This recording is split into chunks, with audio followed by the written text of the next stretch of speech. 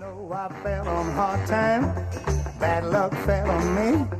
Well, now payday fell on Friday, that's a distant memory. But don't you do me no favor. How are you? Awesome, quite the axeman out there, I have to say. Thank you very much. Oh, well, you know. What's one of them? So axe, the guitar. What do you call it over it? Yeah. So did you always know that this was going to be your destiny? Yeah, I don't believe in destiny. I think it's just, I think life's a series of random accidents and I'm a victim of several of those, that's what. But I believe you create your own random accidents, so... Right. I suppose the answer is possibly or no. So who inspired you to become an R&B and soul artist? My supervisor on the railway, his name was William Vorton, and after 2 days working under him, I thought I'm going to become a musician instead. So I've had enough of this. Because there wasn't anybody around me really directly influenced me, but I got it off listening to records mostly, you know, stuff like Jackie Wilson and Arthur Askey, who's another sort of English R&B legend who's not as well known over here. Right. He knows it. He was good, wasn't he? He was great. Yeah. Now the album People Gonna Talk, did you ever expect that they were going to talk so much about that one, or was that a surprise? Yeah, well, not favourably, but you know, it was a surprise. You never know, do you? You knock the thing out, and you know, we knocked it off in about 5 minutes. It takes about an hour to listen to it and about 5 minutes to record it. That's the new technology for it. Yeah, it was like.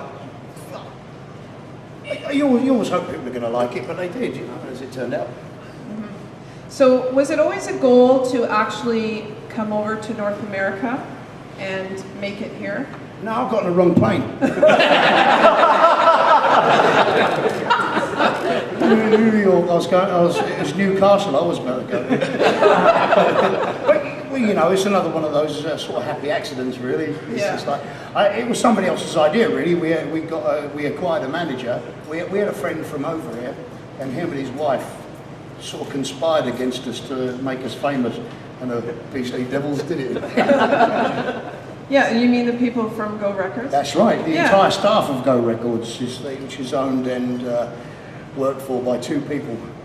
And they actually started the company because they wanted to give you a record deal, right? Yeah. That's amazing. I know, that's not bad. So that's kind of partly why I'm asking, do you believe in destiny? Because that's, like, how crazy is that? No, I don't know.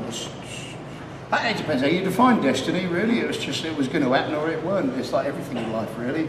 If they hadn't put it together. But I wouldn't know how you define destiny or not. You know, if you're gonna get run over, you either are or you're not. It depends if you're there when the cars come. I think I'll say yes this time. Oh yeah, I believe in destiny. So tell me about your songwriting process. Is it always basically the same, or does it change from album to album, or from song to song, or song to song? Yeah. And that's never planned. It's usually I've either got a tune in my head, and that's the hard way to do it, really, because if you've got a tune in your head, then you've got to find the words that rhyme and scan and fit properly. And the most forced sounding songs are usually the ones where I've got the tune first and I've got to crowbar all these, you know, strict syllables to make them fit. And but the better ones, the ones that flow a bit more, are the ones where you've already got the words, you know, and it's written out like a poem, and all you got to do is put a dossy little tune behind it. That's the easy way. But it doesn't happen often enough that way, because I think I'm fairly verbose. I'm not too bad with words, but with a song, you've got to really know what it's going to be about, and sometimes that's a hard one. You've got to try and find uncharted territory. You know. Now, how would you answer this blank? People Gonna Talk is most reflective of your what? Oh, I see.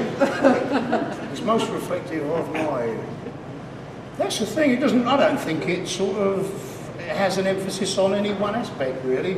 You know, that is a hard one that I actually can't answer.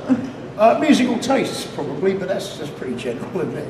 You know, so I sort of, you know, make it sound like, in a way, like stuff I like, so I suppose.